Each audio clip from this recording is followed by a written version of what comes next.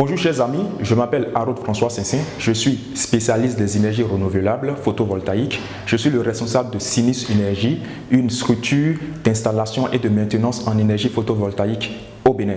Cette formation pour laquelle nous faisons cette vidéo a pour but de former de A à Z les spécialistes, les installateurs et toute personne qui désire apprendre sur le dimensionnement des systèmes photovoltaïques de A à Z, comme je le disais au départ. Alors, il s'agit d'apprendre comment dimensionner les modules photovoltaïques, comment dimensionner un régulateur de charge, comment dimensionner un onduleur, comment dimensionner les bactéries, un pack batterie, comment dimensionner également les câbles qui servent d'interconnexion entre les différents éléments du système et comment dimensionner un dispositif de sécurité du système photovoltaïque. Il s'agit des fusibles, il s'agit des interrupteurs sectionneurs, il s'agit également des parafoudres. Alors, je vous demanderai d'avoir un bloc-notes. Cela vous permettra de noter tout ce qu'on aura à dire et d'échanger sur notre forum WhatsApp pour les préoccupations majeures. Et si vous n'avez pas compris quelque chose, je vais vous inviter à mettre une pause et à repartir en arrière pour suivre la vidéo parce que c'est important. Alors chers amis, nous allons commencer par le premier module qui est le dimensionnement des systèmes photovoltaïques. Nous allons faire l'application, puis après nous verrons le dimensionnement des systèmes photovoltaïques de pompage d'eau. Bonjour chers amis, nous voici dans notre premier module de formation. Il s'agit du dimensionnement d'un système solaire photovoltaïque domestique isolé. Qu'est-ce qu'un système solaire photovoltaïque domestique isolé? Il s'agit de tout système solaire qu'on installe à la maison chez soi pour suppléer l'énergie conventionnelle. Isolé du fait que ça marche uniquement sur les bactéries.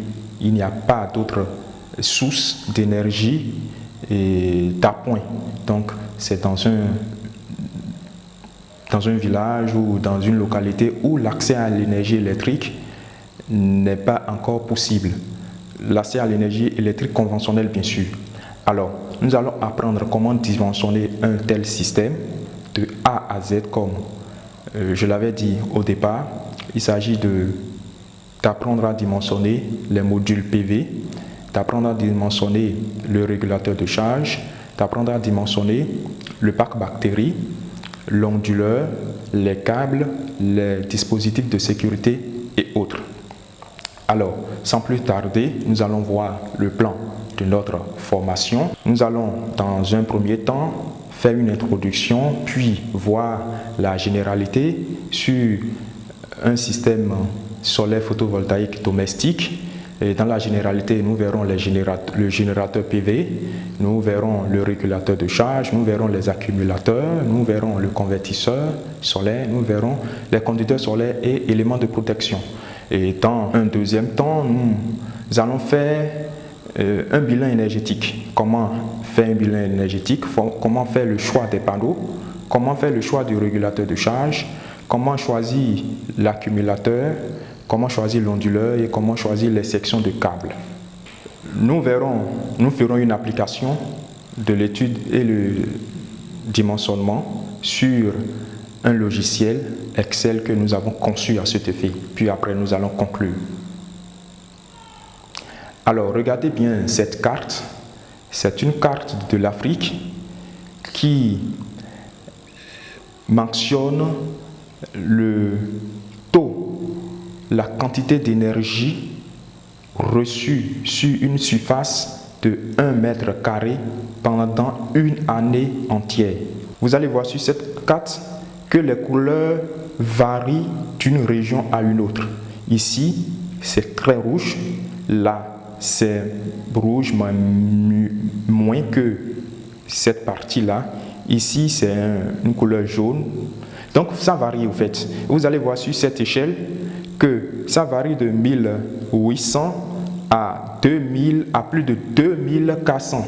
Il s'agit ici de l'irradiation globale horizontale de l'Afrique. Qu'est-ce qu'on appelle irradiation globale? C'est la quantité d'énergie que reçoit un mètre carré de surface durant une année donnée. La quantité d'énergie. L'énergie, vous le savez très bien, est exprimée en watts-heure. Donc, c'est la quantité d'énergie reçue sur une surface donnée qui est de 1 mètre carré pendant une année. C'est cela qui est exprimé ici. Nous aurons besoin, bien évidemment, de ce coefficient pour le dimensionnement de notre système photovoltaïque. Par exemple, moi, je suis au Bénin. Vous voyez très bien, ça c'est la carte du Bénin qui est comme ceci. Le sud du Bénin, vous voyez, ça a une couleur différente. Et le nord, ça a également une couleur différente. Ce qui voudra dire que déjà dans le même pays, que ce coefficient varie d'une région à une autre. Donc ce coefficient, nous allons le voir dans la suite de la formation.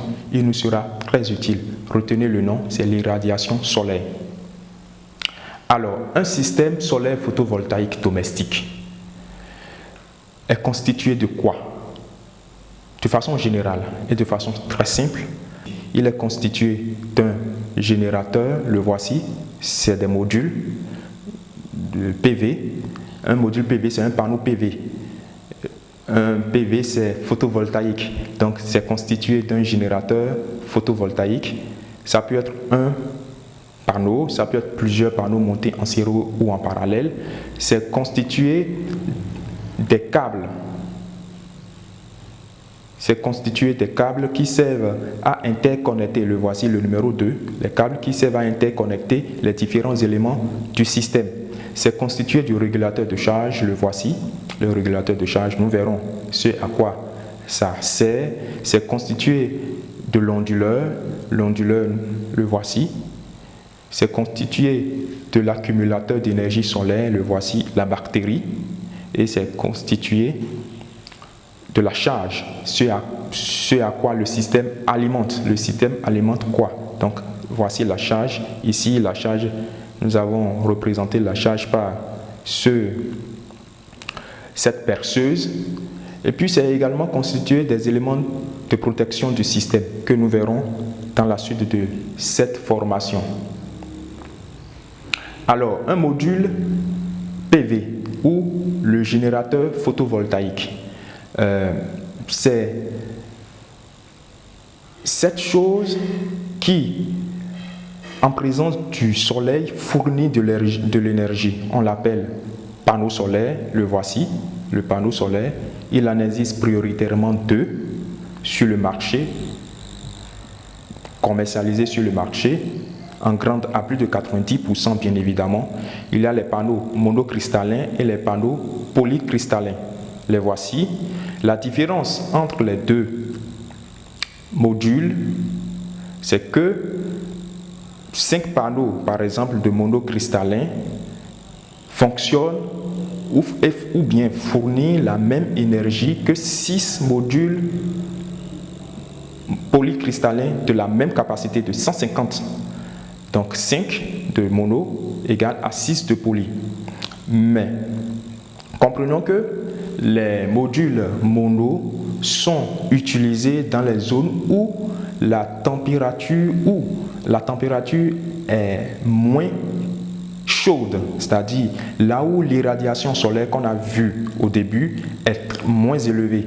Les monos sont plus consignés. Les polys fonctionnent et produisent une meilleure rentabilité dans les zones chaudes où l'irradiation solaire qu'on a vue au départ est très élevée. Voilà un peu ce qu'on disait, vous pouvez voir ici que les modules PV fonctionnent à température moins élevée, tandis que les polys fonctionnent à température élevée. Alors un module PV est caractérisé par sa puissance nominale qui est exprimée en watts-crête. Vous le savez tous, on dit un module de 150 watts-crête ou un module de 100 watts-crête ou un module de 250 watts-crête, ainsi de suite. Il en existe énormément. Mais ce qui va nous intéresser dans notre dimensionnement en dehors de la puissance des modules PV, ce sera la tension nominale du module VOC, le courant de court-circuit ISC, le courant maxi IMAS, la tension maxi du module UMAS. Tous ces différents éléments caractéristiques sont mentionnés sur la fiche technique du module collée derrière chaque module. Donc, si vous prenez chaque module, vous verrez ces différents éléments. Mais attention, ces différents éléments varient d'un fabricant à un autre. Je prends un exemple. Je prends un module de 150 watts crête. Ça peut avoir chez un fabricant A une tension de 22,4 volts, mais chez un fabricant B, ce serait par exemple 22 par exemple volts. Il y a une différence, mais pas une très grande différence. Alors, voici une fiche caractéristique d'un module. Vous voyez très bien, un module, c'est mis derrière le module comme je le disais. Ici, vous allez voir le courant de court-circuit du module. Ça donne 8,37 ampères. Ça, c'est la puissance nominale du module. C'est un module de 135 ampères. 135 watts plutôt. 135 watts. Vous allez voir ici la capacité de charge du courant de retour IR qui est égale à 15 ampères. Retenez bien ceci, ça va nous aider. Retenez bien ceci, ça va le courant de charge, la capacité de charge de courant de retour, ça nous sera utile également dans le dimensionnement des fusibles. Donc, ce courant est égal à 15 ampères. Vous allez voir cette tension, la tension du système. Voici la tension du système de ce module est égale à 1000 volts. Ceci va nous permettre de dimensionner le parafoudre du système. Si le parafoudre était nécessaire, ça va nous permettre de dimensionner le parafoudre du système. Vous allez voir également la tension à vide, le VOC, qui est égal ici à 22 volts, 22,1 volts. Donc, ce sont les éléments importants sur un module PV qu'il faut connaître. Alors, après le module PV, il y a un autre élément du système qu'on appelle le régulateur de charge. Son rôle, c'est de limiter la charge quand la batterie est complètement chargée. Il permet également de ralentir la décharge de la batterie lorsque cette batterie atteint une profondeur de décharge critique. Donc, bien évidemment, le régulateur est entre le panneau et les batteries qu'on va voir tout à l'heure. Donc, son rôle, comme vous le voyez, c'est de protéger les batteries contre la surtension et contre la surtension et la sous-tension. Le régulateur est caractérisé par sa tension nominale qui est soit de 12 volts, de 24 volts ou de 48 volts. Le régulateur a une valeur d'intensité nominale de courant et qui est exprimée en ampères. Cette intensité est calculée, est dimensionnée suivant la capacité du champ du module PV. Le régulateur de charge a une plage de tension d'entrée. Le régulateur de charge a une plage de puissance de champ de module PV qu'on verra dans le dimensionnement. Il existe deux types de régulateurs, le PWM qui est un régulateur standard et le MPPT qui est un régulateur qui fonctionne comme un convertisseur de puissance. Ici, la différence est que ce régulateur permet de mettre en série des modules dont la somme des tensions à vide peuvent atteindre 250 volts. Et ce régulateur permet de convertir la tension perdue en intensité de courant pour les batteries. C'est très avantageux, le MPPT. c'est un régulateur intelligent. Alors voici la fiche technique d'un régulateur. Sur cette fiche, vous allez voir que sa tension d'entrée est de 12, soit de 12, soit de 24, soit de 48. Mais lorsque la tension d'entrée est de 12, sa puissance nominale est de 850. La puissance nominale, c'est la puissance du champ PV. Le champ PV qui est connecté à ce régulateur est de 850. Mais lorsque la tension du système ou la tension nominale du régulateur est de 24, la puissance d'entrée du champ doit être de 1700. C'est pareil lorsque la tension du système ou la tension du régulateur est de 48 volts, la puissance d'entrée doit être de 3400 watts, watts ou watts crête. Voilà, donc vous allez voir que juste ici c'est la même chose. La tension à vide du panneau est de 20 volts pour le 12 volts, 40 volts pour le 24 volts et de 80 volts pour le 48 volts. Nous verrons comment dimensionner toutes ces différentes tensions dans le dimensionnement. La tension à vide maximale, le voici, 220 volts. Ici, c'est le courant nominal du régulateur. Ce courant également, nous allons voir comment dimensionner cela. Donc, ce qui est important dans le régulateur de charge, c'est la tension du système. La tension du système qui est là, la puissance nominale du champ PV qui est ici, le courant nominal du régulateur de charge qui est de 30 ampères. Donc voilà, nous verrons comment dimensionner ces différents éléments. Les accumulateurs de charge constituent également un élément du système solaire photovoltaïque. Vous savez, lorsque nous sommes dans un système photovoltaïque domestique, il faut accumuler, il faut conserver l'énergie pour l'usage le soir ou en absence du soleil. Les batteries sont les éléments qui conservent cette énergie-là. Alors, les batteries ont une durée de vie, bien évidemment, qui varie selon la marque et la qualité. Cette batterie, par exemple, elle est une batterie de charge lente. Elle a une durée de vie de 5 à 10 ans.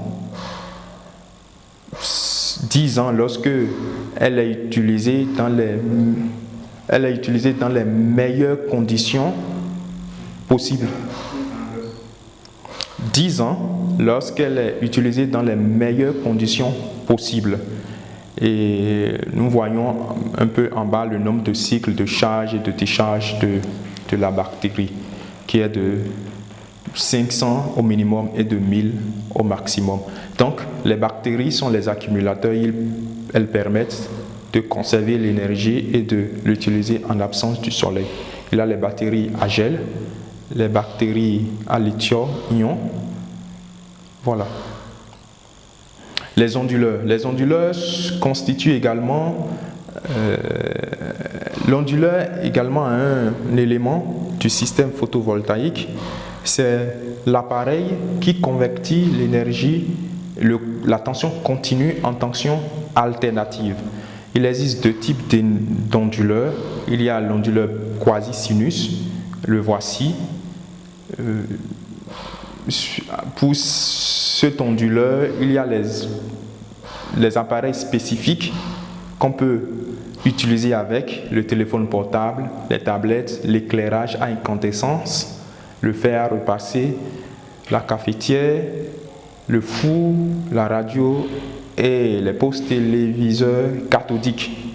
Un onduleur est caractérisé par sa puissance nominale, sa tension d'entrée, sa tension de sortie et sa tension d'entrée maximale. Voilà. Alors, mais lorsqu'il s'agit d'autres équipements comme le TV à écran plasma ou LCD ordinateur, matériel de mesure sono, chaîne IFI, réfrigérateur, congélateur, pompe, machine à laver, micro-ondes, etc. Il faut utiliser les onduleurs pi-sinus qui sont nettement meilleurs pour ces genres d'équipements. Alors les câbles. Les câbles constituent également un élément important du système. Les câbles servent à interconnecter les différents éléments du système et permettent le transport de l'énergie tout simplement. C'est à travers les câbles que circule le courant. Pour le système photovoltaïque, un câble bien dimensionné est source d'un système optimal, à bon rendement et durable. Nous verrons dans le dimensionnement, nous verrons dans la suite comment dimensionner les câbles également. Alors, voici une formule, la formule pour dimensionner les câbles. Pour dimensionner les câbles, quel que soit le lieu, que ce soit entre les modules PV et le régulateur, entre les régulateurs et les batteries, entre les batteries et l'onduleur. C'est une formule très simple que je vais vous expliquer.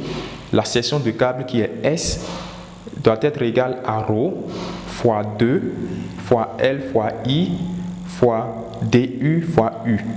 Et là, le ρ, c'est la résistivité du cuivre. On suppose que le câble que vous utilisez est en cuivre. C'est d'ailleurs ce qui est recommandé. Le L, c'est la longueur du câble. C'est en mètres. C'est la distance. Si je prends par exemple, si nous sommes dans le cas de dimensionner le câble entre le champ PV et le régulateur, ça a une distance, ça a une longueur. Donc, L représente la longueur. I, c'est le courant admissible dans le câble. C'est-à-dire, si je prends le même exemple que l'exemple précédent, le courant qui parcourt le champ PV au régulateur. Donc, il faut utiliser ce courant également. DU, c'est la chute de tension tolérée. Cette chute est en pourcentage et elle varie entre 0,01 et 0,05. Il faut choisir bien évidemment entre 0,01 et 0,05. Chaque compartiment du système solaire a une chute tolérée que nous verrons dans la suite. U, c'est la tension nominale aux bornes du conducteur. Quelle est la tension par exemple entre le champ PV et le régulateur de charge? Cette tension sera utilisée dans le dimensionnement.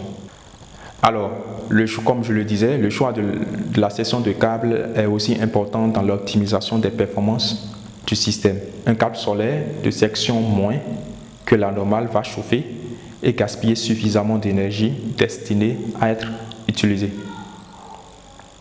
Alors, les dispositifs de sécurité. Comme tout système électrique, le système photovoltaïque aussi court des risques de sécurité. Alors, pour pallier à cela, il y a des éléments conçus pour éviter les surtensions, pour éviter les surintensités. Nous avons à cet effet les fusibles, les interrupteurs sectionneurs et les parafoudres.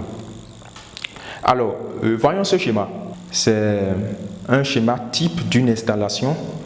Je notifie que toutes les installations ne seront peut-être pas de cette manière, mais c'est un schéma type sur lequel nous pouvons voir le positionnement des éléments de protection. Ceci, c'est le champ PV. Vous voyez, tout ceci, c'est le champ PV qui est constitué des modules PV. Voilà les modules PV, ça, ceci, ceci, ceci. Ce sont des modules PV. Ce module PV et ce module PV sont en série. Il peut exister entre eux d'autres modules. Il peut y avoir un autre, deux autres mis en série avec eux. Ça fera 2, 3, 4. C'est des possibilités. Donc ça, c'est deux modules en série. Deux modules en série, deux modules en série. Alors, ceci forme une chaîne de modules. Une chaîne de modules. Une chaîne de modules. Une chaîne de modules PV. Alors, chaque chaîne passe par un fusible. Voici le fusible. Donc, pour protéger un système solaire photovoltaïque, il faut les fusibles de chaîne. Donc, et les fusibles de chaîne sont mises pour les deux lignes, que ce soit la bonne positive et la bonne négative. Alors, lorsqu'on quitte les fusibles, il y a l'interrupteur sectionneur.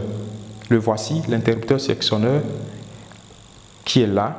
Après l'interrupteur sectionneur, nous avons le parafoudre DC qui est ici.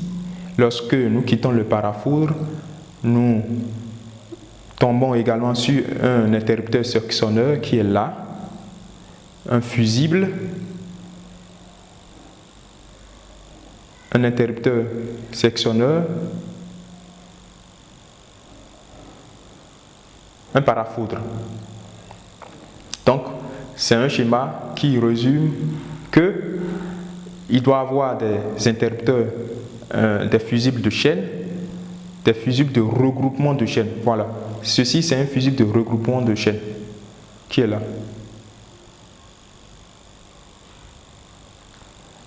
Alors, nous allons continuer. Les fusibles, c'est un dispositif pour éviter les surintensités. Le fusible, c'est un dispositif de sécurité qui empêche les surintensités. Il est caractérisé par sa tension assignée et son courant assigné. Un fusible de chaîne, comme je le disais, est caractérisé par son courant assigné et sa tension assignée. Ce qu'il faut savoir est que le courant assigné d'un fusible de chaîne doit être supérieur à cette valeur-là que vous voyez qui est là, 1,1 fois 1,25 fois le courant de court-circuit du module. Et cette valeur doit être inférieure à IRM. IRM qui est le courant inverse maximum de tenue des modules. Cette tension-là, cette valeur plutôt de courant est indiquée sur les modules, derrière, sur la fiche technique. Mais au cas où cette valeur ne sera pas indiquée, il faut prendre IRM égale à 2, ISC plutôt, égale à 2 fois égale à 2 fois le courant de court-circuit. Alors, pour la tension assignée du fusible, il faut reconnaître que cette tension doit être supérieure ou égale à 1,14 fois la tension ouverte du champ du module PV. Alors, cette tension du champ module PV, cette tension à vide du champ module PV est égale au nombre de modules en série fois la tension du circuit ouvert de chaque module PV. C'est inscrit derrière les modules. Pour les fusibles de groupe, de regroupement de chaînes, pour calculer leur courant assigné, voici la formule. Le courant assigné doit être inférieur à N fois 1,1 fois 1,25 fois le courant de court-circuit. Et cette valeur de courant assigné doit être inférieure à N fois le IRM. ICC, bien évidemment, est le courant de court-circuit du module PV. IRM est le courant inverse maxi de tenue des modules, comme on l'a vu par le passé. Si cette valeur n'est pas indiquée sur la fiche technique du module, prenez IRM égale à 2 fois ICC. Pour la tension assignée, c'est la même valeur. Cette tension assignée doit être supérieure à 1,14 fois UCO. UCO, c'est la tension à vide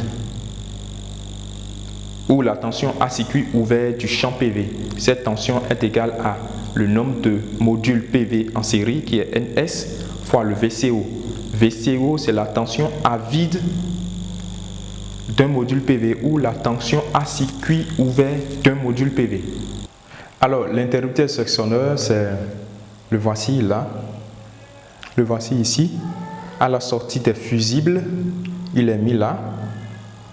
Le voilà également ici à la sortie des fusibles de chaîne, bien sûr. Le voilà également ici à la sortie des fusibles de regroupement de chaînes, parce que ici les chaînes sont mises ensemble et deviennent un regroupement de chaînes et qui viennent là Donc là, on a un sectionneur qui, ça c'est un fusible de regroupement de chaînes. Donc voilà le sectionneur qui est là. Et le voilà également là. Donc le sectionneur permet, c'est un dispositif mécanique de connexion capable d'ouvrir et de fermer un circuit lorsque le courant est nul ou pratiquement nul, afin d'isoler la partie de l'installation en aval du sectionneur. L'interrupteur sectionneur n'a pas le pouvoir de coupure et de fermeture. C'est-à-dire que quoi? Que par exemple lorsqu'il y a court-circuit ou lorsqu'il y a un problème, l'interrupteur sectionneur ne coupe pas automatiquement, n'isole pas en cas de problème. Il est juste mis pour être coupé en cas de dépannage du module ou du système photovoltaïque. Je reviens sur le schéma. Par exemple, je veux intervenir sur le champ là, sur ce champ là, alors je viens couper cet interrupteur sectionneur et je mène mon intervention. Je fais ma maintenance sur ce champ de module PV. Mais en ce moment, il faut s'assurer que le courant est nul, que ce soit en amont ou en aval, pour ne pas créer d'incidence. Car lorsqu'il y a de courant qui traverse, le fait de couper l'interrupteur peut créer de flammes et peut être nuisible pour le système et pour la personne qui est venue manœuvrer également l'interrupteur. Alors, comment dimensionner un interrupteur sectionneur? Il faut reconnaître que l'interrupteur sectionneur également est caractérisé par son courant assigné et sa tension assignée. Le courant assigné IN doit être supérieur à supérieur ou égal bien sûr à 1,25 fois N fois ISC, qui est le courant de court-circuit d'un module photovoltaïque. Alors N, c'est le nombre de chaînes PV par groupe. Le nombre de chaînes, nous avons vu déjà ce qu'on appelle chaîne PV, et le nombre de chaînes par groupe. Le groupe de chaînes également, nous l'avons vu, le regroupement de groupe, il a combien de chaînes dedans? Donc voilà, ISC, c'est le courant de court-circuit. Alors, la tension assignée à un interrupteur sectionneur également doit être supérieure à 1,14 fois UCO. UCO, nous l'avons vu déjà. UCO, c'est la tension de circuit ouvert du champ ou la tension à vide du champ. C'est égal à NS fois VOC. NS, c'est le nombre de panneaux en série. Et VOC, c'est la tension du circuit ouvert d'un module de champ. Il ne faut pas faire la comparaison avec, il ne faut pas comparer plutôt UOC, il ne faut pas comparer UOC et VOC.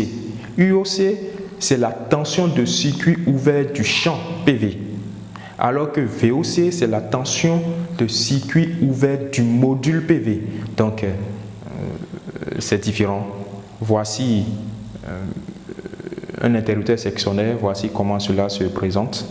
Ça a deux bornes, une borne positive et une borne négative, la sortie également. Le parafoudre. Le parafoudre est un dispositif, un élément pour protéger les surtensions électriques dues au courant de foudre qui se propage à travers le réseau de distribution électrique après un coup de foudre à proximité ou sur le bâtiment où l'installation PV est faite, ou c'est provoqué par le champ électromagnétique causé par l'onde foudre à proximité de l'installation PV. Alors, comme toute structure extérieure, les installations photovoltaïques sont exposées au risque de foudroiement qui varie selon les régions. C'est pourquoi les actions préventives et des systèmes de protection contre les surtensions doivent être mises en œuvre, à savoir la protection par liaison équipotentielle. Cette protection permet de relier les masses sur lesquelles les masses des modules, les supports des modules à la Terre. La protection par parafoudre, par le parafoudre plutôt, c'est une protection par l'élément parafoudre l'élément parafoudre. Voilà, ceci c'est comment dimensionner un parafoudre et à quelles conditions un parafoudre est nécessaire. Nous voyons ici ce tableau. Sur cette ligne-là, nous lisons la longueur critique. C'est important cette longueur. Nous devons savoir qu'il faut calculer la longueur critique. Qu'est-ce qu'une longueur critique? C'est une longueur qui varie selon le lieu d'installation du module PV photovoltaïque, du module photovoltaïque. Lorsque nous sommes dans un local d'habitation individuelle, voici ce que cela donne. Lorsque nous sommes dans une centrale de production, voilà ce que cela donne. Lorsque nous sommes dans les bâtiments tertiaires, industriels ou agricoles, voilà ce que cela donne. Et dans notre cas, c'est un dimensionnement solaire photovoltaïque domestique, alors nous sommes dans un local d'habitation individuelle. Alors, dans ce cas, la longueur critique donne 115 sur Ng. Ng, c'est la densité de foudroiement du milieu. La densité du foudroiement, c'est le nombre de coups de foudre par kilomètre par an. Ça varie d'un pays à un autre et même dans un pays, ça varie parfois d'une région à une autre. Alors, lorsque cette longueur critique est supérieure à 10 mètres, lorsque cette longueur est supérieure à 10 mètres et que L est inférieure à 10 mètres, L c'est quoi? L c'est la longueur de câble entre le champ PV et l'onduleur en mètres. C'est la longueur qui sépare les champs PV et l'onduleur. Donc, lorsque la longueur critique est supérieure à 10 mètres et que L est inférieure à 10 mètres, le parafoudre est non obligatoire dans les boîtes de jonction des modules PV, mais obligatoire dans le coffret DC. Lorsque cette longueur L est supérieure à 10 mètres, le parafoudre est obligatoire dans la boîte de jonction et également obligatoire dans le coffret DC. La boîte de jonction, c'est la boîte dans laquelle les chaînes PV sont mises en parallèle. Nous avons vu les chaînes PV précédemment et nous avons vu qu'elles sont regroupées en parallèle dans une boîte de jonction, bien évidemment. Alors, dans le deuxième cas, si la longueur critique est supérieure à L qui est ça, et que L est inférieur à 10 mètres, alors le parafoudre est non obligatoire dans la boîte de jonction, mais obligatoire dans la boîte, dans le coffret DC. Si cette longueur L est supérieure à 10 mètres, alors le parafoudre est obligatoire dans la boîte de jonction et également obligatoire dans le coffret DC. Mais si la longueur L est inférieure à la longueur critique, alors le parafoudre est non obligatoire dans la boîte de jonction, également non obligatoire dans le coffret DC. Pour dire quoi? Que si la longueur entre le champ PV et l'onduleur est plus petite que la longueur critique, alors on n'a pas besoin de parafoudre pour notre système que nous voulons installer, bien sûr. Alors, un parafoudre est constitué et caractérisé par son courant de décharge qui est en Ka, est caractérisé également par son niveau de protection qui est UP, qui doit être inférieur à 0,8 fois UE masse. UE masse, c'est la tension d'entrée maximale de l'onduleur. doit être également caractérisé par la tension maximale du régime permanent qui est UCPV, qui doit être supérieur ou égal à 1,14 fois NS, qui est le nombre de panneaux en série, fois VOC, qui est la tension de circuit ouvert du module PV. Est caractérisé également par la tenue en court-circuit ISCPV, qui est égal à 1,25 fois NP. NP, c'est le nombre de modules PV en parallèle, fois ISC, qui est le courant de court-circuit d'un module PV. Voilà l'image d'un parafoudre. C'est un parafoudre de type 2. Alors, nous venons de voir de façon générale ce qui caractérise un système photovoltaïque. Nous avons vu les modules PV, nous avons vu les régulateurs de charge, nous avons vu les batteries, nous avons vu l'onduleur, nous avons vu les câbles, nous avons vu les éléments de protection comme le fusible, l'interrupteur sectionneur et le parafoudre. Alors, nous allons faire un cas pratique qui va nous permettre de prendre des exemples bien précis et de mener à bien un dimensionnement. Alors, je suppose que un client nous appelle pour un dimensionnement chez lui. Comment procéder? Alors, nous allons faire un cas pratique.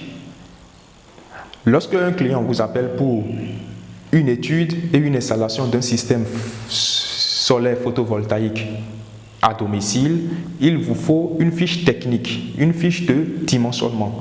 Et voilà la fiche de dimensionnement. Elle est caractérisée par les équipements, le nombre de l'équipement, la puissance unitaire de l'équipement et le temps d'usage de l'équipement. Il est important de mettre le temps d'usage parce que si vous mettez moins que vous utilisez, vous allez produire moins d'énergie que vous allez utiliser. Mais si vous en mettez plus, vous allez produire plus d'énergie que vous utilisez. En ce moment-là, le système sera grand et le coût sera onéreux. Donc, il est important de mettre à juste titre ce qu'il faut. Alors, il faut renseigner la fiche technique. Par exemple, dans notre cas pratique, nous allons prendre une lampe. Nous allons prendre trois lampes de 12 watts chacune qui auront un temps d'utilisation de 6 heures par jour. Nous allons prendre 5 lampes de 3 watts chacune qui auront un temps d'utilisation de 12 heures par jour. Nous allons prendre un poste téléviseur de 110 watts qui aura un temps d'utilisation de 8 heures. Nous allons prendre un réfrigérateur de 170 watts qui sera utilisé durant toute la journée, 24 heures sur 24. Nous allons prendre 2 ventilos de 65 watts chacun qui auront un temps d'utilisation de 8 heures.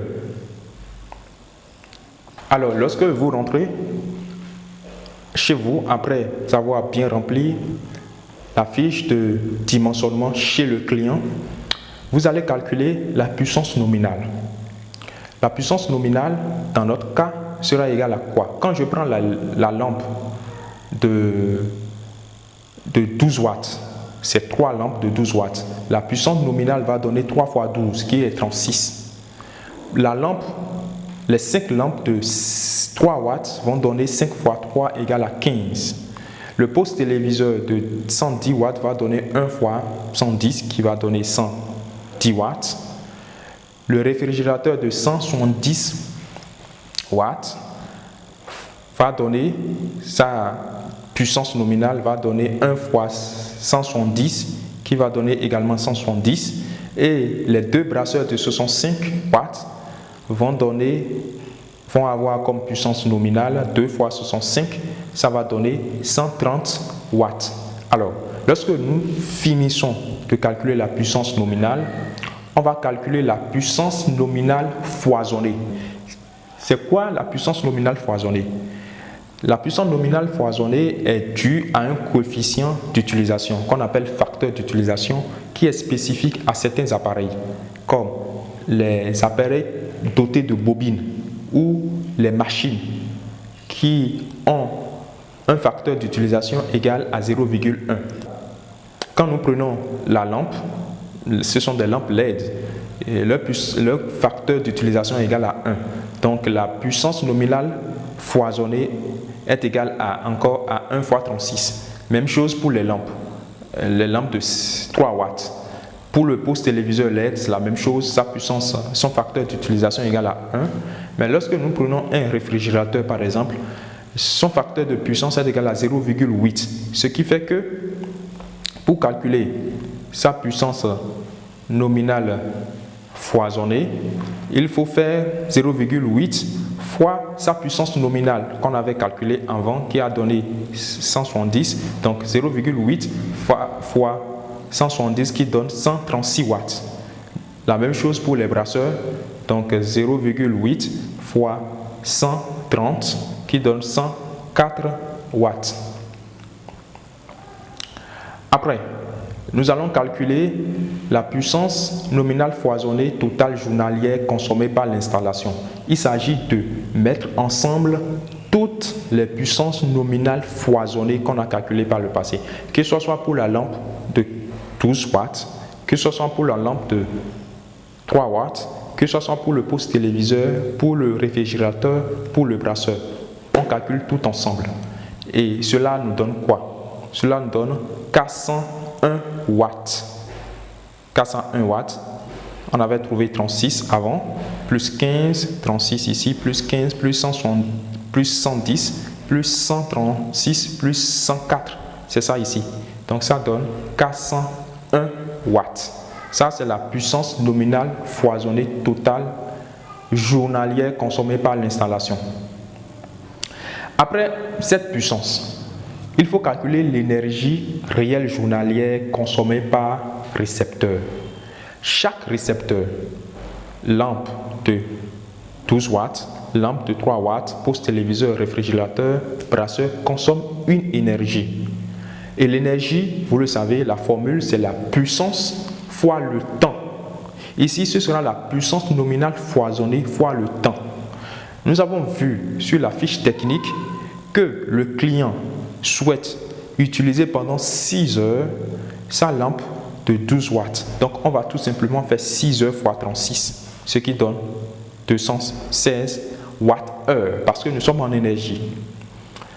Les lampes de 3 watts, il veut l'utiliser pendant 12 heures de temps par jour. Ça va faire 12 fois 15, qui est la puissance nominale foisonnée, qui donne 180 watts-heure.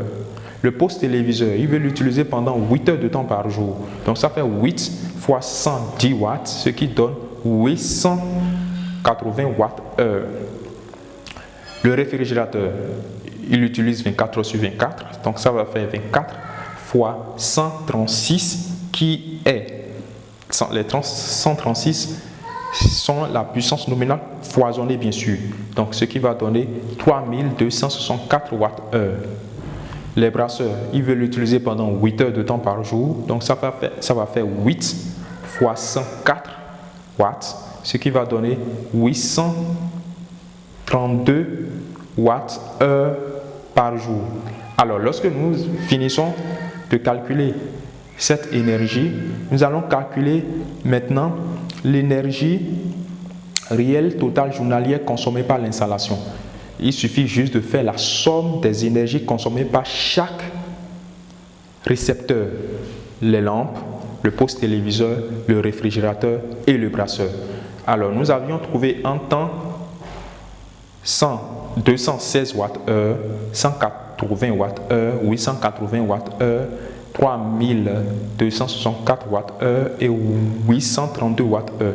Il suffit juste de faire cette somme-là que nous voyons ici. Cette somme, cela va nous donner 5372 watts-heure. Alors, lorsque nous finissons de calculer cette énergie, l'énergie totale consommée par les récepteurs, nous allons passer au calcul de la puissance du champ de module PV, la puissance du champ du module PV. Et d'abord, avant d'aller là, il faut savoir que les modules PV existent et il existe beaucoup de puissance pour les modules PV. Il y a les modules PV de 50 watts crête, 12 volts, les modules de 100 watts crête, les modules de 250, de 135, de 300, etc. Donc, en tant que spécialiste du système, nous devons savoir que les modules existent différemment. Alors, nous allons calculer la puissance crête réelle totale à installer. La puissance réelle crête totale à installer, c'est la puissance du champ de module. Vous savez déjà ce qu'on appelle champ de module. C'est cette puissance que nous allons calculer. Cette puissance est égale à l'énergie réelle totale divisé par IR fois un coefficient qui est nano. Alors, l'énergie réelle totale, nous l'avons calculé précédemment, c'est l'énergie réelle totale que nous avons calculée. Le IR, c'est l'irradiation solaire, c'est le rayonnement global journalier, l'ensoleillement. Il varie d'une région à une autre, comme on l'a vu au début, vous vous en souvenez. Au Bénin, par exemple, cette énergie varie de 3,9 kWh par mètre carré par jour à 6,23 kWh par mètre carré par jour, selon la région et la période. Le N, c'est le rendement de l'installation, qui dépend du rendement des différents composants de l'installation et de l'inclinaison du module PV. Généralement, on prend 0,7. Si vous vous en souvenez, on a parlé déjà dans le forum de l'inclinaison et de l'orientation des modules PV. On a souhaité que les modules soient orientés sud 30 degrés. Alors, pour tout éviter, il est primordial de l'orienter de la manière idéale. Mais nous utilisons toujours dans le dimensionnement un coefficient pour enrayer toute mauvaise orientation. C'est cela, ce coefficient nano qui est là. Et nous prenons généralement 0,7 comme on l'a dit. Alors, pour la pratique, ça sera égal, en fonction de cette formule-là, ça sera égal à 5372, la valeur qu'on a trouvée pour l'énergie réelle totale, divisé par 3,9. Moi, j'ai pris la plus petite quantité d'énergie et d'irradiation solaire au Bénin, qui est 3,9. J'ai pris les 3,9 fois 0,7, ce qui va nous donner ceci. Ce qui va nous donner 1967,72 watts crête. Donc, pour ce cas, 1967,72 watts crête est notre puissance réelle totale à installer. Alors, lorsque nous connaissons cette puissance, nous allons voir comment choisir les modules PV idéal. Alors, déjà, il faut reconnaître une chose. Il faut savoir définir la tension du système. Lorsque je finis de calculer la puissance crête du champ de module photovoltaïque, la seconde chose qui suit, c'est de définir la tension du système. Bien évidemment, la tension du système est en fonction de la puissance crête du champ photovoltaïque. La tension du système sera égale à 12 volts si la puissance de mon champ est inférieure à 800 watts crête. La tension de mon système sera égale à 24 volts si la puissance de mon champ, la puissance crête de mon champ photovoltaïque est inférieure à 2000 watts crête. La tension de mon système sera égale à 48 volts si la puissance de mon champ est supérieure à 2000 watts crête. Maintenant, le UP, c'est la tension nominale d'un module PV.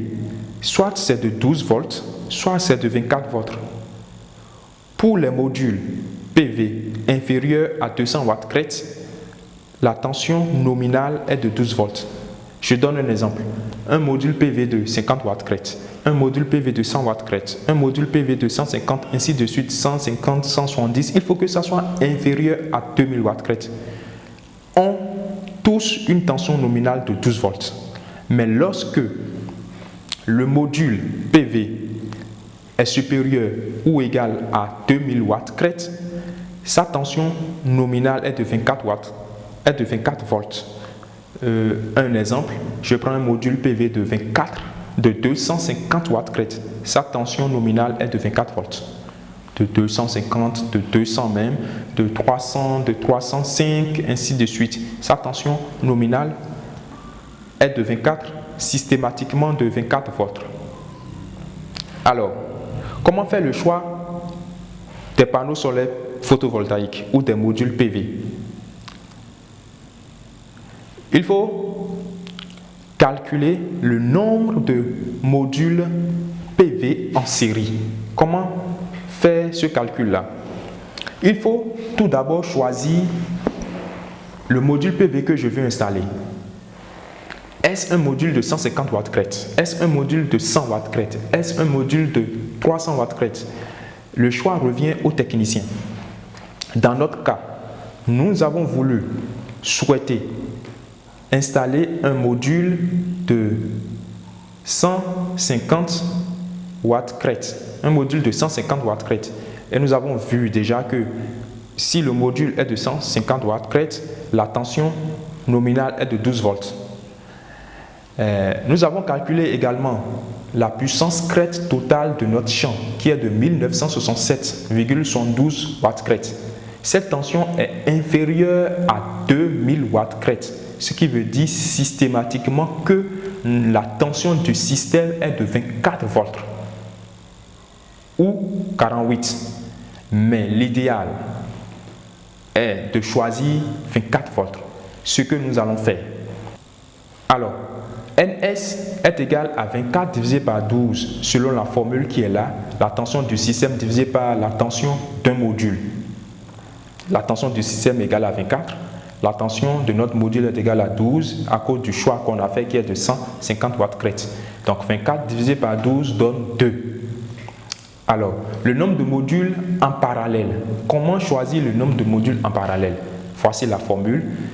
C'est égal à la puissance crête totale du champ divisé par le nombre de modules en série fois la puissance d'un module. Le module qu'on a choisi, bien évidemment.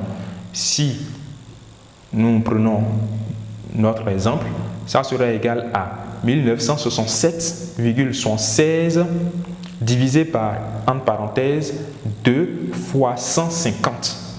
2, c'est le nombre de modules en série. 150, c'est la puissance que nous avons choisie pour notre installation, ce qui donne 6,66. Puisque ça ne peut pas être un nombre à virgule, on doit choisir le nombre plus grand. Donc, ça fait 7. Alors, le nombre de modules total de notre champ PV est égal à N. Le nombre de modules total de notre champ PV N est égal à le nombre de modules en série fois le nombre de modules en parallèle, ce qui donne N égale à 2 fois 7 égale à 14. Pour conclure, ça voudra dire que quoi? Nous aurons 14 modules photovoltaïques de 150 watts crête, 12 volts, qui a pour ICC 9,9 ampères, tension de circuit ouvert VOC 22,4 volts, le courant maximal égal à 8,9 ampères. Alors, les 14 modules seront montés de telle manière qu'il y aura 2 en série et 7 en parallèle. Alors, le régulateur de charge. Comment choisir le régulateur de charge?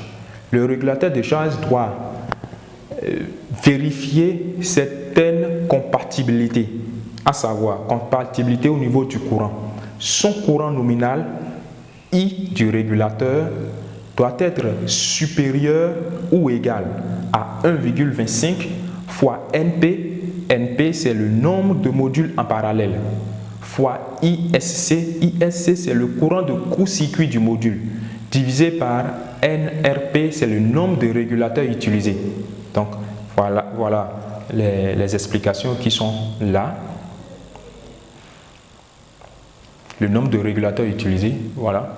Dans notre cas, l'intensité du régulateur doit être supérieure ou égale à 1,25 fois 7. 7, c'est le nombre de modules en parallèle. 9,9, c'est le courant de court-circuit du module.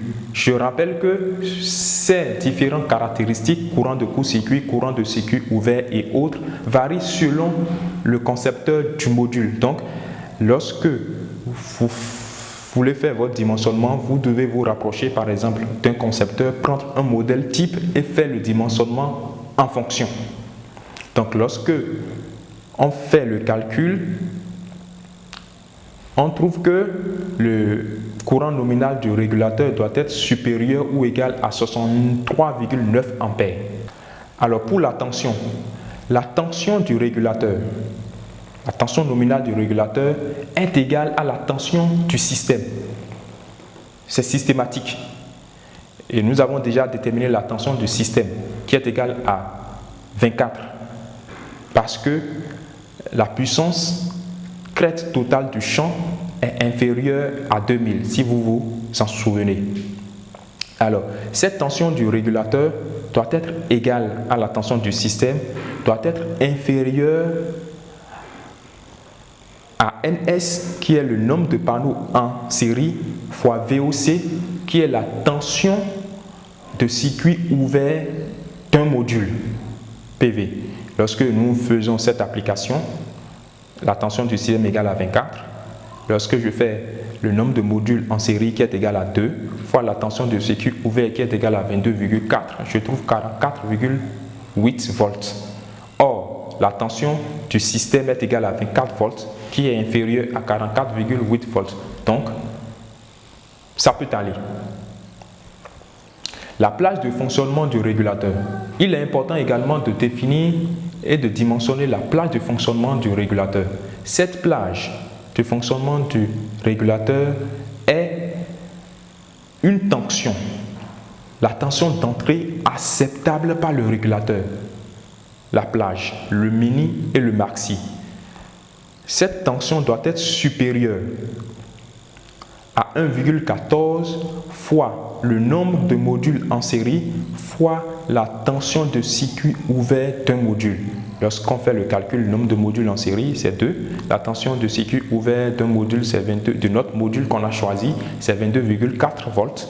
Donc la tension de circuit, la plage de fonctionnement de notre régulateur doit être supérieure à 51,012 volts. Si c'est inférieur, ce régulateur ne marche pas.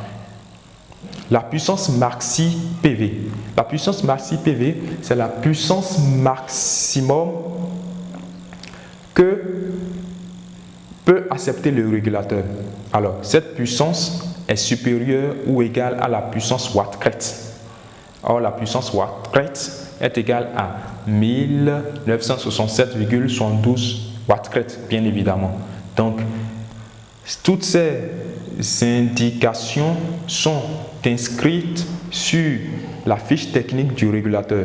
Donc, lorsque nous déterminons la tension, le courant nominal du régulateur, la tension de sortie du régulateur, la plage de fonctionnement du régulateur qui est en volts et la puissance maxi PV, lorsque nous déterminons tous ces paramètres, nous irons choisir maintenant le régulateur adéquat.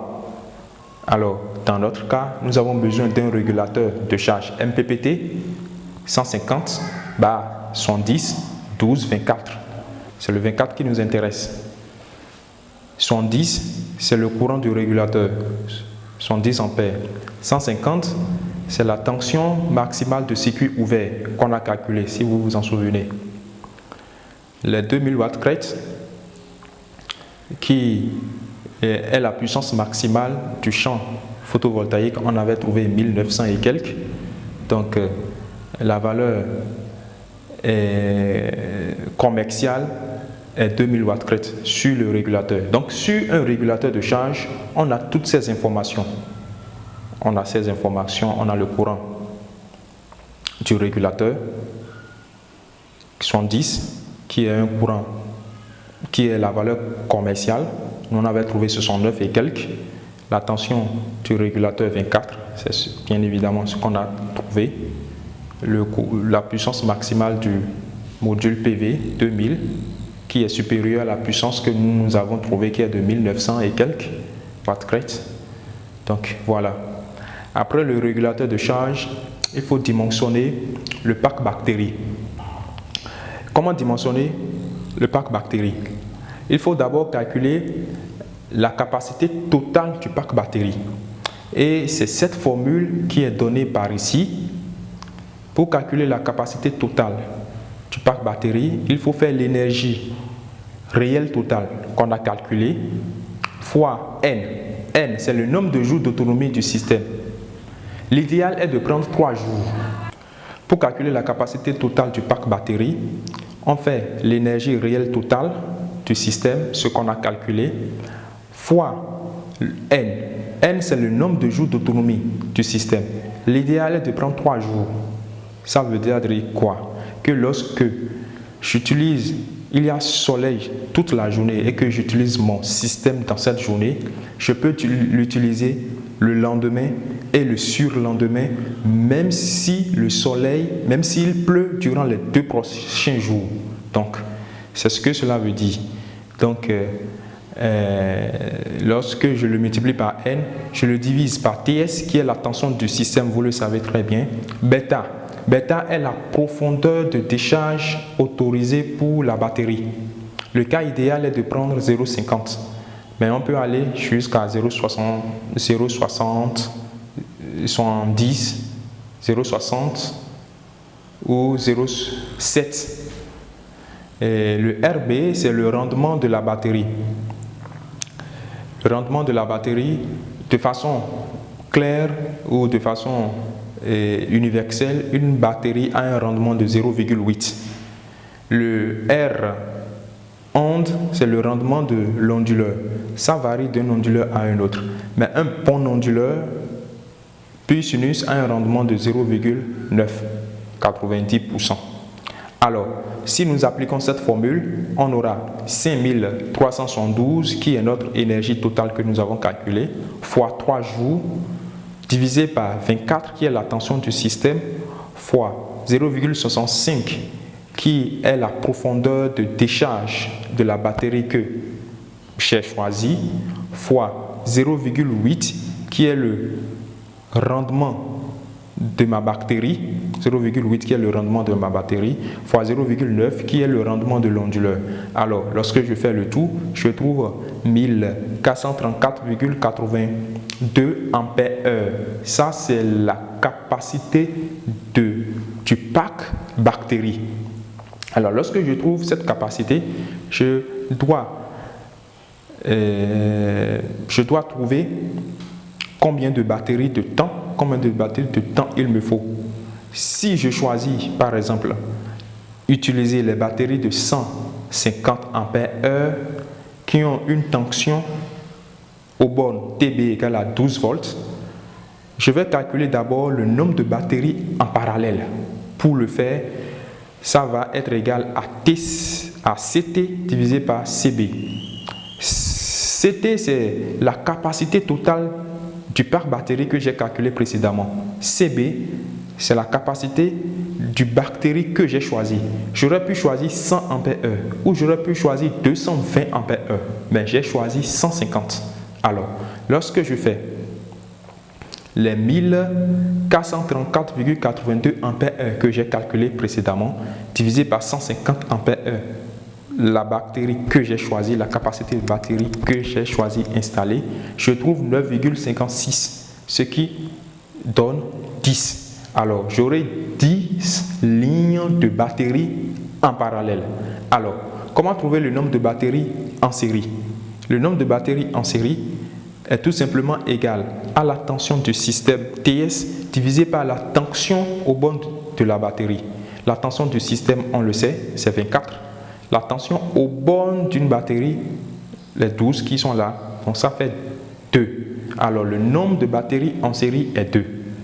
Et le nombre maintenant de batteries de 150 ampères que j'aurai dans mon pack batterie est égal au nombre de rangs ou au nombre de rangées de batteries en parallèle fois le nombre de batteries en série. Ce qui fait 10 fois 2, ça donne 20. Alors, j'aurai 20 batteries de gel de 150 ampères 12 volts.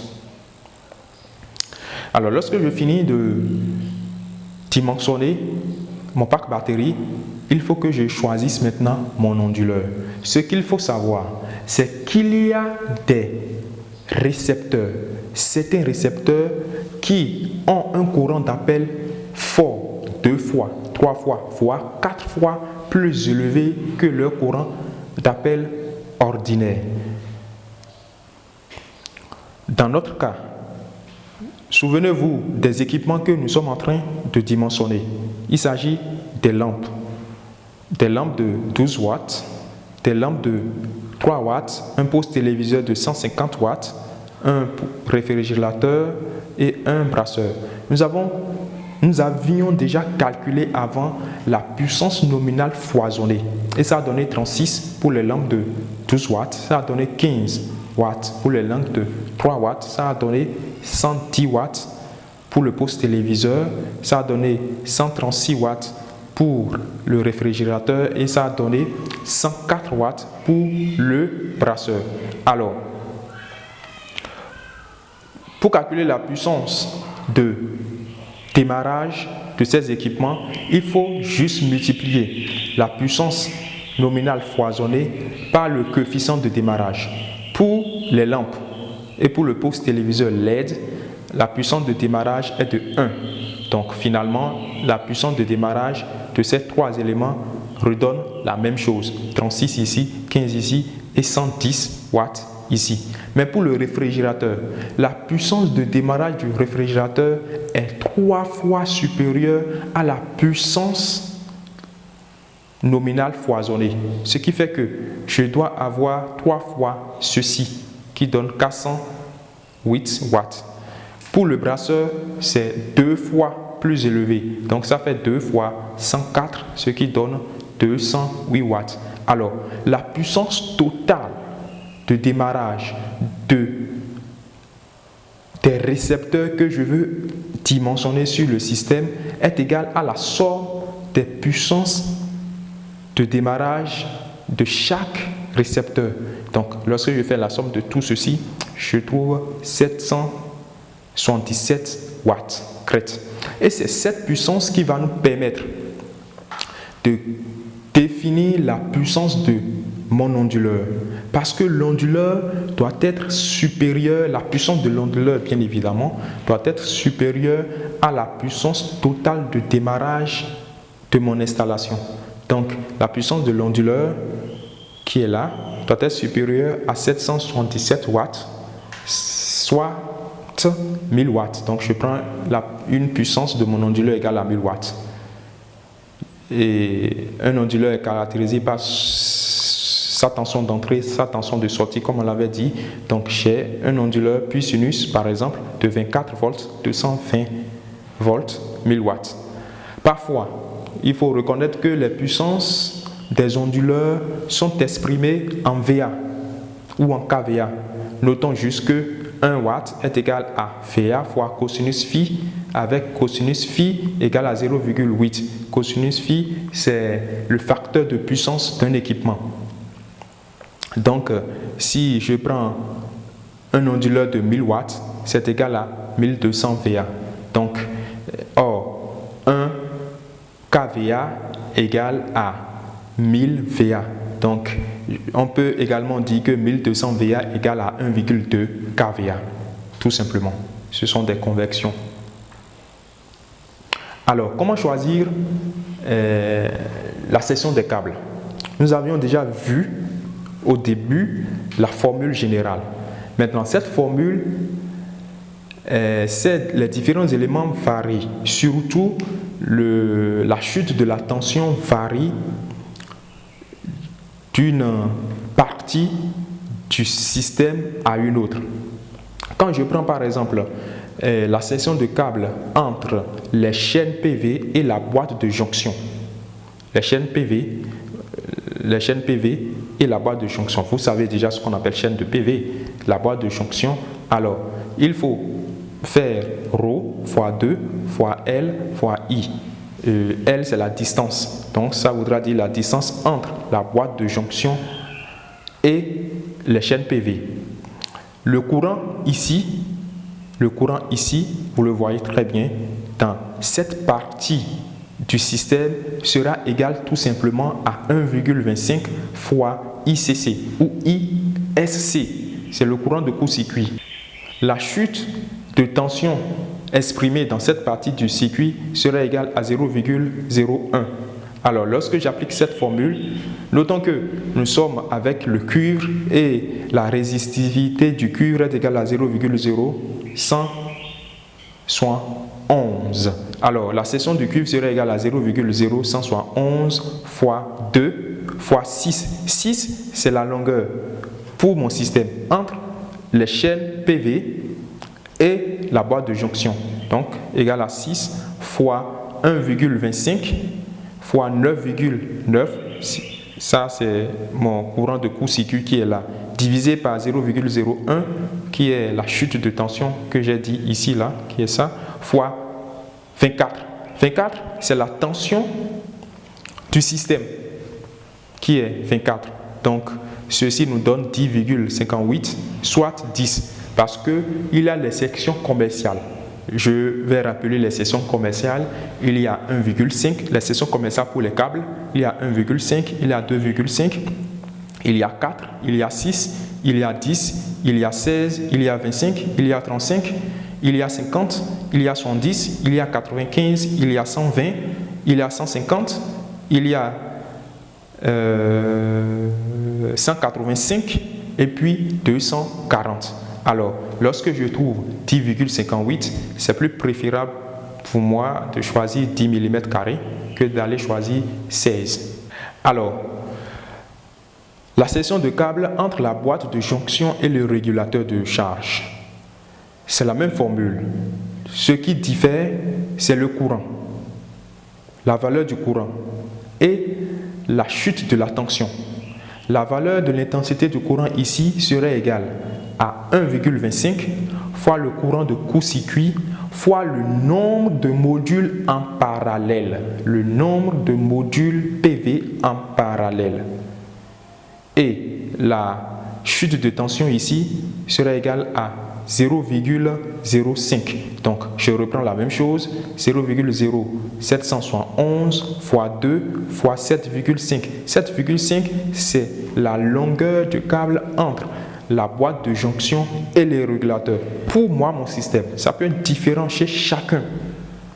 Fois 1,25 fois 9,9 qui est l'intensité du courant de court-circuit fois 7. 7, si vous vous en souvenez, c'est le nombre de modules PV en parallèle. Donc, je vais diviser finalement par 0,05 qui est la chute de tension dans cette partie du circuit fois 24 volts qui est la tension du système. Lorsque je fais ce calcul, je trouve 17,76. Donc, je choisis entre 16 mm ou 25 mm. 17,16, 76 plutôt étant plus proche de 16 mm, je choisis 16 mm comme section de câble. Alors la tension ou la section de câble plutôt entre le régulateur de charge et le pack batterie sera égale à la même formule. Seulement ce qui diffère, c'est le courant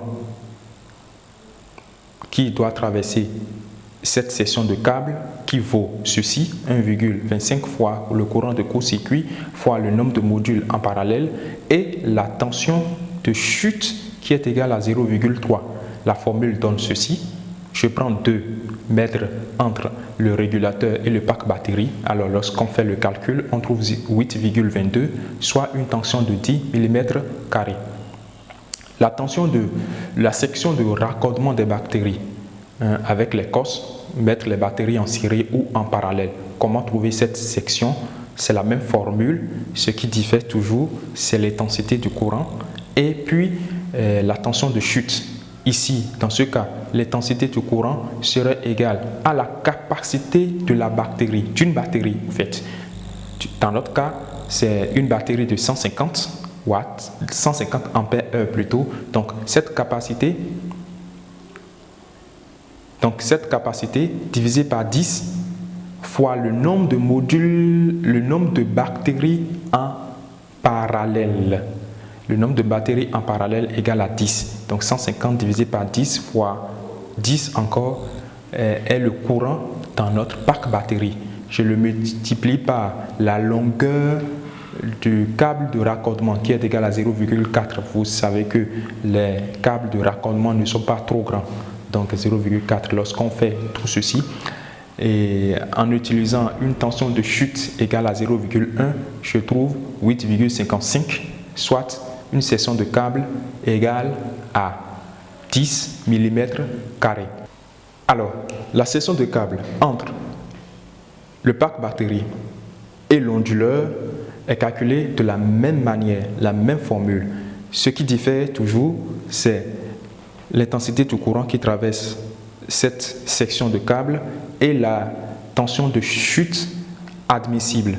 Pour calculer l'intensité du courant qui traverse cette section de câble, on fait la puissance de démarrage totale de l'installation divisée par la tension du système. Si vous vous en souvenez, on a trouvé une puissance de démarrage totale de notre système égale à 777 watts. On le divise par la tension du système qui est égale à 24. Alors, si entre le pack batterie et l'onduleur, la longueur est de 3 mètres et que la tension de chute de cette partie du système est égale à 0,1, alors voici ce que ça donne. Tout simplement, ça me donne 13,84, soit une section de câble de 16 mm². Alors nous venons de finir le dimensionnement des câbles. Dans chaque partie du système, nous allons passer au dimensionnement des éléments de protection, dont les fusibles de chaîne. Alors, on a 7 chaînes. On a 7 chaînes et parce qu'il y a 7 lignes de modules en parallèle. Alors, si vous vous en souvenez, dans le support pratique, dans le support de cours, lorsque la chaîne est supérieure à 3, alors les fusibles de chaîne sont obligatoires. Donc, dans notre cas, les fusibles de chaîne sont obligatoires. Et pour calculer leur courant assigné, voici la formule que nous avons déjà vue par le passé. Nous allons juste appliquer. C'est 1,1 fois 1,25 fois le courant de court-circuit qui est 9,9. Doit être inférieur au courant de chaîne, au courant assigné au fusible de chaîne, et doit être inférieur à 2 fois le courant de court-circuit qui est 9,9, ce qui donne 13,61 ampères, inférieur au courant assigné au fusible de chaîne, inférieur à 19,8. Ce qui veut dire quoi? Qu'on doit trouver un fusible de courant assigné qui doit être dans cette marge. Dans cette marge, 15 par exemple. Pour la tension assignée, c'est égal à 1,14 fois 2 qui est le nombre de modules en série. On a vu la formule précédemment, fois la tension de circuit ouvert du module ou la tension à vide du module PV. Donc ça fait 1,14 fois 2 fois 22,4, ce qui donne 51,012 volts. Ça voudra dire que notre fusible de chaîne doit avoir une tension supérieure à 51,012. On peut prendre 60. Donc, on recherche dans le catalogue des fusibles, un fusible qui a une tension entre ces deux valeurs et une tension supérieure à cette valeur. Alors, pour les fusibles de groupe de chaîne, il faut, voici la formule. On avait déjà vu la formule précédemment, c'est le nombre de chaînes fois 1,1 fois 1,25 fois le courant de court-circuit doit être inférieur au courant assigné au fusible, inférieur à le nombre de chaînes qui est 7 fois 2 fois le courant de court-circuit. Et lorsqu'on fait ça, on trouve 95,28 ampères. On trouve que le courant assigné au fusible doit avoir une valeur comprise entre cette valeur et cette valeur. Pour la tension assignée, ça ne change pas. Ça doit être supérieur à 1,14 fois le nombre de modules en série fois la tension du circuit ouvert du module, ce qui donne une tension doit être supérieure à 51,012. Alors, après les fusibles de groupe, nous allons voir un autre élément de protection qui sont les interrupteurs sectionneurs. Les interrupteurs sectionneurs de groupe, voilà la formule, nous l'avons vu déjà. Un interrupteur sectionneur de groupe est caractérisé par son courant assigné et sa tension assignée. Son courant assigné doit être supérieur à le nombre de chaînes fois 1,25 fois le courant de court-circuit. Donc ça fait 7 fois 1,25 fois 9,9. Et sa tension assignée doit être supérieure à 1,14 fois le nombre de modules PV en série fois la tension de circuit ouvert du module. Alors, voici ce que ça donne. Lorsqu'on fait les calculs, ça donne ça. Et l'interrupteur sectionneur de regroupement de groupe doit être caractérisé de cette manière-là. Son intensité de courant assigné serait égale à 1 fois 7 fois ceci, tout ce qui est là. Et sa tension assignée serait supérieure à 1 fois 14 fois 2 fois 22,4. Et ça donne 86,62 ampères. Et la tension doit être supérieure à 51,012 volts. C'est ohms, c'est volts, bien évidemment, puisque nous parlons de la tension. Alors, nous allons passer à l'application de cet exemple que nous venons de voir à travers notre logiciel sur SL conçu spécialement par notre structure pour permettre à toute personne désireuse de pouvoir réussir un dimensionnement de système photovoltaïque domestique.